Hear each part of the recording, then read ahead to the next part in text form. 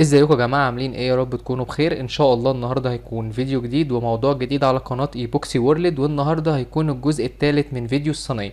طيب، الناس اللي بتتفرج عليا لاول مره او الناس اللي لسه بتشوف الفيديو ده لاول مره، الفيديو ده يا جماعه مكون من 3 اجزاء. لازم حضرتك تتفرج على الفيديوهين اللي فاتوا علشان تفهم وتعرف احنا عملنا ايه بالظبط علشان نوصل للمرحله اللي باينه قدام حضرتك دلوقتي. طيب، انا زي ما قلت لك ان انا قسمت الفيديو بتاعي على 3 مراحل علشان وقت الفيديو ما يكونش طويل، والمعلومات اللي بتتقال تكون جديدة على كل الناس اللي بتتفرج عليا. طيب، احنا هنا فكينا الصينية بتاعتنا بعد ما خلاص طلعناها من الاكريليك وخلصنا فيها كل حاجة. هتبدأ بقى مراحل الصنفرة، وتعالى معايا بقى اعيشك في جو الصنفرة. وانا مثلا شفت معاناة علشان اصنفر الصينية ديت، ورحت اماكن كتير ورحت حاجات كتير واشتريت صنفرة كتير. فانت لازم تسمع بنفسك كل حاجة، وبدل ما نسمع اغاني وموسيقى تعالى مع بعض نسمع صوت الصنفرة.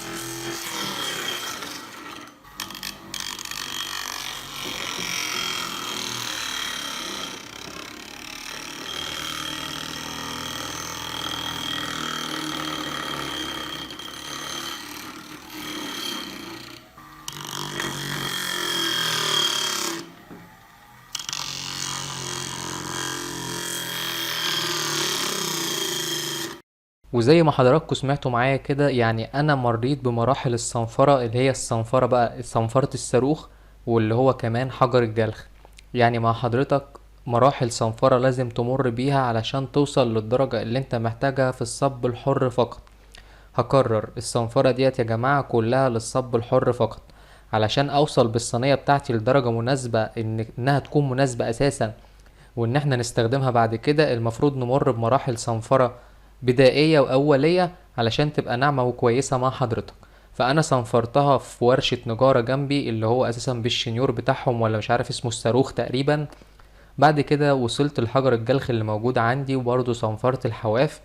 لكن مش معنى انك صنفرت بصنفرتين كده يبقى الصينية بتاعت حضرتك خلصت. لا طبعا. بعد كده المفروض بتجيب ورق الصنفرة اللي هو الصنفرة اللي باينة قدامك دلوقتي.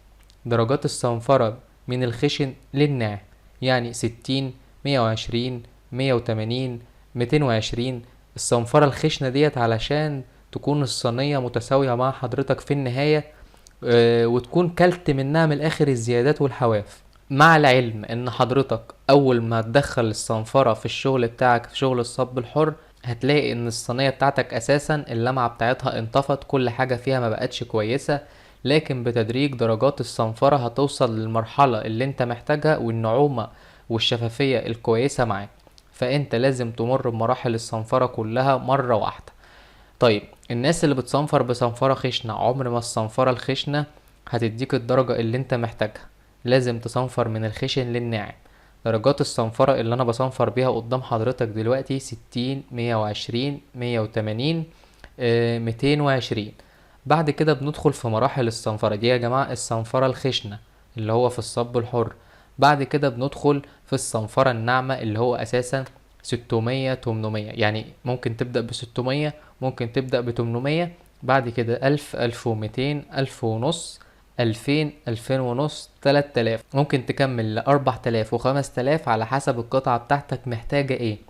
طيب السؤال اللي بيجيلي دايما على القناة وفي ناس كتير بتدخل تسأله، في الصب الحر او مثلا في القوالب. انا قلت يا جماعة اننا في القوالب مش هنصنفر اساسا، واي حد بيصنفر بيجيب صنفرة وبيصنفر الشغل بتاعه اللي موجود في القوالب يبقى هو اساسا اشتغل من البداية غلط.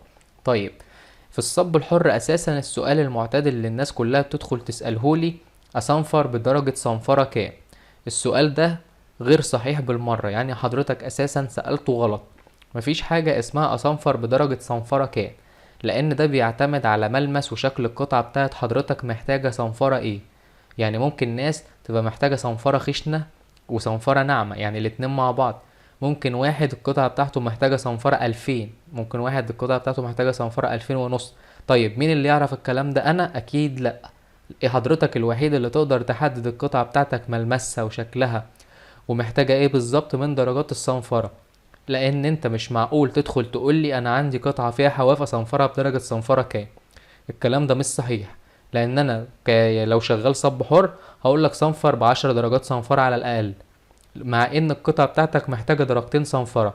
فانت الوحيد اللي حضرتك بتحدد اذا كانت القطعة بتاعتك محتاجة صنفرة ولا 2 ولا 3 ولا خشن ولا ناعم.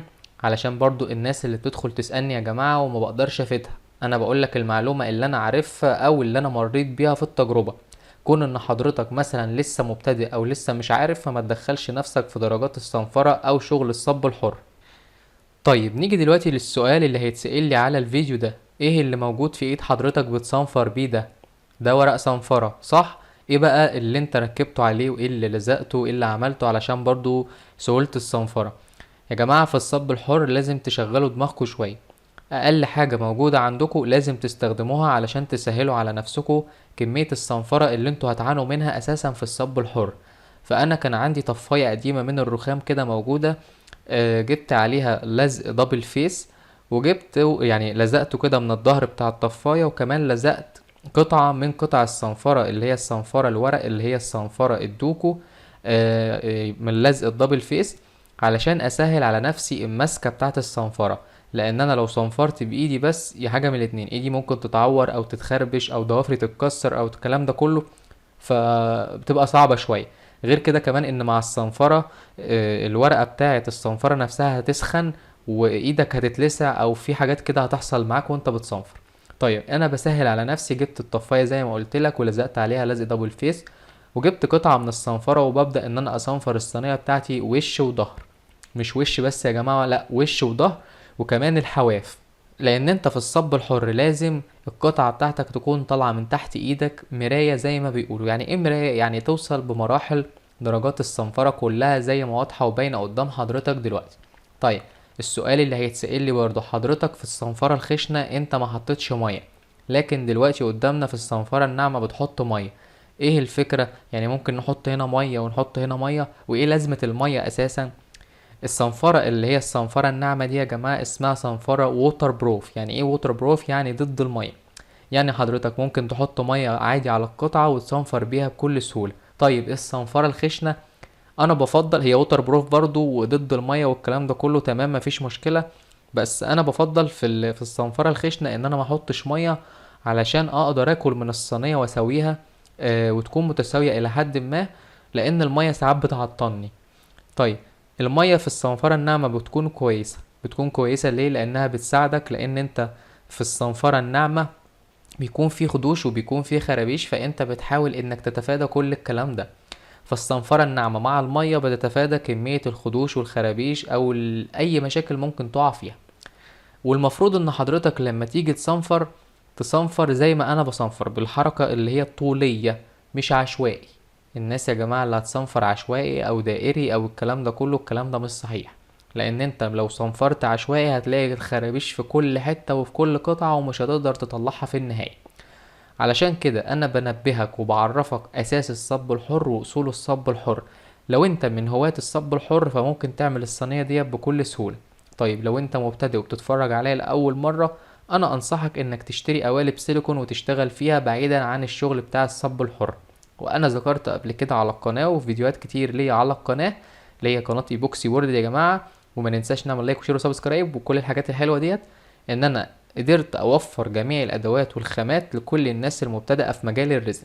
كل اللي حضرتك هتعمله انك هتنزل تحت الفيديو بالظبط في الديسكريبشن، هتلاقي الرقم بتاعي موجود تحت، وكمان الجروب بتاع ايبوكسي وورلد الخاص بايبوكسي وورلد بينزل عليه كل حاجة، وبينزل عليه شغل المبتدئين وكمان المحترفين. فلو انت من هواة فن الريزن تقدر تدخل الجروب وتكلمني اي وقت وانا هرد على حضرتك ان شاء الله. ويا جماعة في باكج للمبتدئين، الباكج ده سعره مناسب جدا لكل الناس اللي نفسها تجرب وخايفة انها تجازف بفلوسها.